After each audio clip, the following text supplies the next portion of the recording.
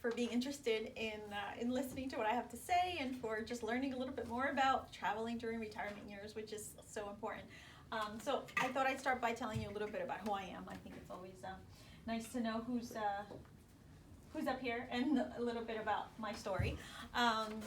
So in my first profession was I'm a CPA. So that's what I went to school for. I started out as an auditor and then worked in the corporate world for 20 years. Most of my career was with a pharmaceutical company. So what happened was, here I am with my husband and my children. That was over the summer in Croatia. And my older one is 15. And after I had him, I thought, I really want to see him, right? So I was in the corporate world, working long hours, and I loved my career at that point, but it just, priorities changed. So I stayed in corporate after I had my second child too, but part-time. Then going part-time in corporate just kind of really changes everything. You're doing different things, more like special projects, and just really completely lost my passion for it. And then I decided I wanted to be my own boss, have my own business, have my own hours, and work at midnight if I needed to, because I was with my kids all day.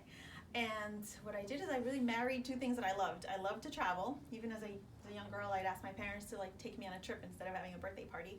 And then being an accountant, organizational skills, planning skills, because a lot of people that enter the travel business, they enter it because they love to travel, which is great, but obviously there's a lot that goes behind that, a lot of research, researching for the right trip for a client, the right price, there's a lot of planning and analytical skills that goes into designing a 2-week trip to Europe, for example. So I married the two, and that's how Distinct Vacations was born 6 years ago. So that's just a little bit about me, and what I focus on is all handcrafted itineraries. So I don't really have cookie cutter packages or anything like that I give people. Everything is just have a consultation, really get to know the travelers, their interests, their preferences, and then design a trip for them. So let's get right to it. These are the 3 goals for today's presentation, and let me know if there was anything else that you'd be interested in. We can certainly cover it. But how can traveling during retirement be different from how you've traveled in the past? How to enjoy travel experiences that are handcrafted and designed for you, and how to ensure that your retirement is properly funded for how you want to travel. How does that sound? Sounds good. Right? Has everybody here thought of their first retirement trip? I have several. Well, so here's the thing. So how many of you wished that you would travel more? Yeah. Mm-hmm. All of us. And isn't that sad? And do you know? Well, and so do you know exactly kind of? Do you have things planned already, or you kind of have you wish you knew more about ways to travel, or you kind of already know where you'd like to go when you retire, especially in retirement? I have some places I want to go see, but I don't have specifics of how I'm going to get there. Okay. That's what you're asking. Okay, good. Yeah. So it's funny. I ask, if you wish you traveled more, because so many times, so most of my clients, I would say, are women ranging between 45 and 65, for the most part. So it's women that either, if they have kids, the kids are older, mm-hmm. So they're like teenagers, maybe in high school, maybe in college, or maybe just graduated college, right? And they call me. And I hear in their voice, my kids are, graduating high school or graduating college, and oh my God, I need to plan a trip because, we didn't travel enough with them. We need to make more memories. And it's wow, I feel like people know how important it is to make these memories, but we don't, as Americans, we just don't plan enough for it. Other countries, Europeans, oh my gosh, they travel so much. I feel like they just enjoy life so much more. Mm-hmm. Whereas I feel like Americans, we don't, so yeah, so I love helping those families, because then they're also concerned, well, are my teenage kids going to like what we do and where we go, or, so it's really getting to know the families and then planning these trips, and then they come back and they're like, oh my gosh, that was, we made such beautiful memories. So that's kind of really what it's all about. All right, so the first step is what I call the discovery step. And that's why I said, a lot of people have traveling as something that they definitely want to do, but it's well, how, when, where, what's right for me? There's so many questions out there. So really it's about finding the right travel experience for you. So I was mentioning to Jess before, when you're traveling with a family, you got to make everybody happy, right? So, you know, when we travel with our teenage boys and we go to Europe, we're going to tour a soccer stadium. You know, do I really need to do that? No, but, you know, it makes them happy. So then once you're in retirement and perhaps you're either traveling alone or with a partner or a spouse, it's all about figuring out what are the right things for you? You know, what trip are you going to love and going to be, you know, perfect? So that's something I do where I just kind of go through all your hobbies, interests, preferences, you know, not just for traveling, just on your day-to-day life. And then we can incorporate and think of what destinations would be perfect, and then incorporate activities that would be perfect for you. So that's really what, you know, planning these customized trips is all about. And then I thought I'd just talk a little bit about, you know, different ways that you can travel when you retire versus when you're still working, right? So there's a world cruise. Anybody hear of a world cruise? No.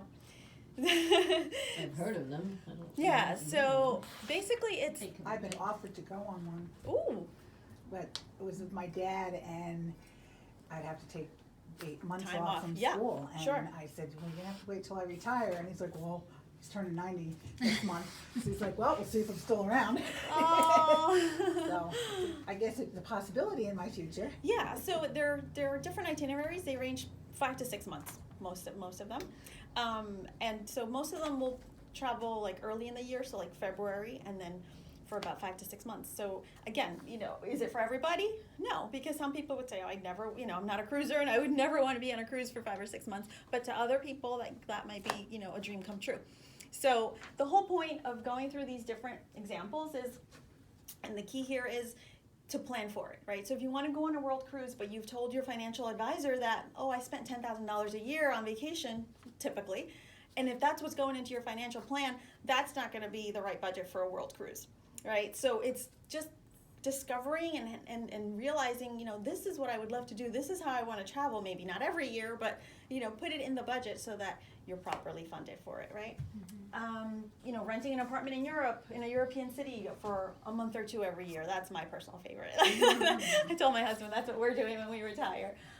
But yeah, you know, you could say, you know, the month of May, I'm going to live in Paris this year, and then maybe next year in Rome, or, you know, and you rent an apartment and it's not crazy expensive, you know, not like living in a hotel. So it's an option, right? Something that you couldn't do when you had a job. Taking your children and your grandchildren on vacation. That's a really important one because you may, again, it's not something you're going to do every year, but maybe every 2 years, maybe every 5 years. And yeah, if you're taking 10 people, like I have a client who's taking, the grandparents are turning 70, taking their 2 daughters, spouses, and they each have 2 kids. So it's 10 people. The mom and dad are taking them to Italy for 2 weeks in August. So again, that's not a $10,000 trip, you know, it's a lot more than that. So if it's something that you dream of or, you know, that you would love to do, just get it into your plan. You know, that's really the key. You know, just exploring a country for a couple of weeks. A European river cruise, which we talked about a little bit. Anybody been on one? No. My Yeah. parents have been on one, but I haven't. Yeah, they're really great, and it's they start at like 7 nights, and there's some that are a little bit longer. But yeah, it's beautiful. And I'm not a cruiser. Like if you've ever been on a large ocean cruise, it's nothing like that. It's like 130 passengers on a ship, and you're going through the little villages of Europe, and it's a really beautiful experience. And you get to see things that you normally would, like you wouldn't normally go to these little villages on your own for the most part. So it's Kind of your most efficient way to see more places? to see Would you more, say? like I would say to see more of the non typical places, right? So like it's not like you're going just to like the big cities, right? You're going to like little villages and things like that throughout Europe. And it's without just having to pack pack up and your unpack. luggage Yeah. each time. Pack and unpack. That's what's kind of attractive.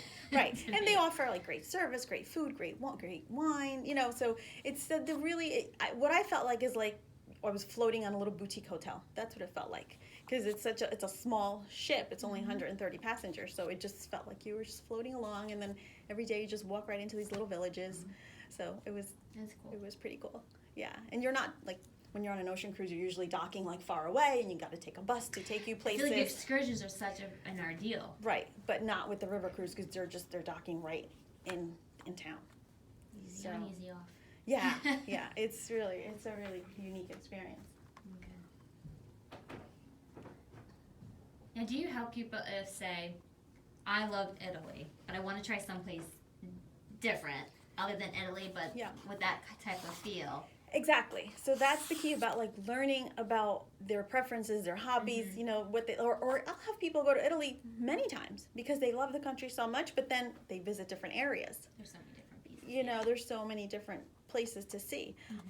Or if they love the Mediterranean, then I can be like, well, maybe Croatia is another one you want to try because, you know, it's got that beachy feel and the beautiful coast and the beautiful water. So, yeah, it's definitely, I mean, I actually love to work with clients when, I mean, obviously they know what they want to do, great. But when they come and they say, we're not sure what we want to do, and then I love to be able to suggest places because even sometimes people may think they want to go somewhere, but then we wind up not even sending them there because it really wasn't the right place for them.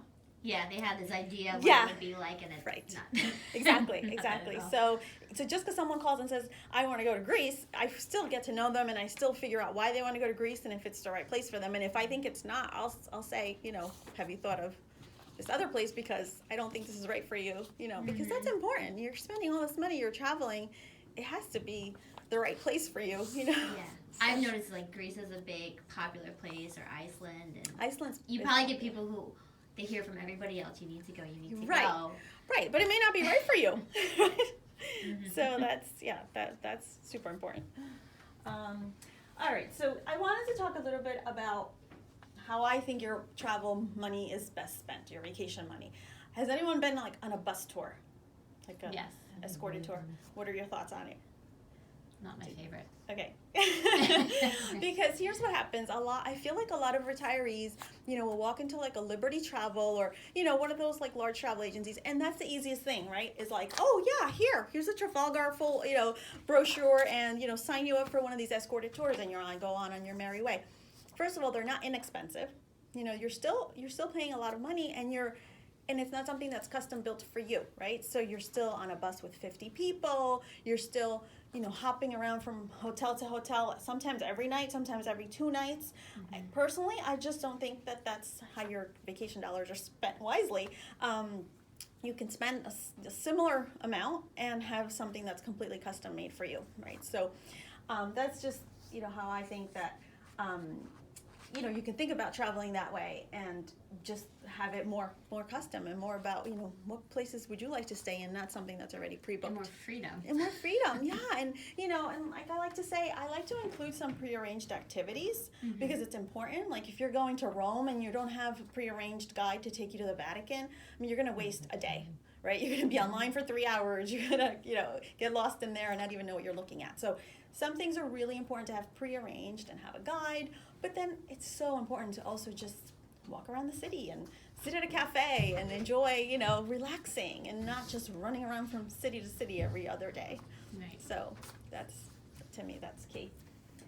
So now you may be wondering, well, how do I do all this and how do I know what all this is going to cost me and figure out, you know, how to get this in my financial plan. So what I realized last year is that a lot of my clients, kind of, you know, nearing retirement, didn't have the information that they should have had to plan for traveling the way that they wanted to travel, right? So what they're doing, or what most are doing is, you know, you may tell your financial advisor, yeah, I spent $10,000 last year on travel, and so then that's what's going in your budget, because your financial advisor is not a travel advisor, so, you know, they can't, you know, make up a number. So what's been really, really helpful is having a 5-year travel plan. So what that is, it's a plan that's designed specifically for you, helping you discover your interests, your preferences, and then it'll be a year-by-year plan showing, okay, in year 1, for example, maybe you want to take a river cruise, you know, and maybe 2 trips, maybe 1 trip. Again, you know, it's all individual and it's all really up to you. You know, maybe every 2 years or every 5 years you want to take your extended family on vacation. Maybe you want to take that world cruise at some point. So it really just, again, it's all really based on what you would like, but at least you have a concrete plan. And that way, when you're planning for retirement, you know, well, I can do this or I can't, or maybe I need to move things around a little bit in order to take that world cruise. Yeah, it will help you figure out the priorities. Yes, Exactly. your travel plan and what's going to Exactly. work with the budget, and then Absolutely. will it work out, and maybe you can do more, maybe less. But Exactly, but you don't know. it gives you that Mm-hmm. that variable that will be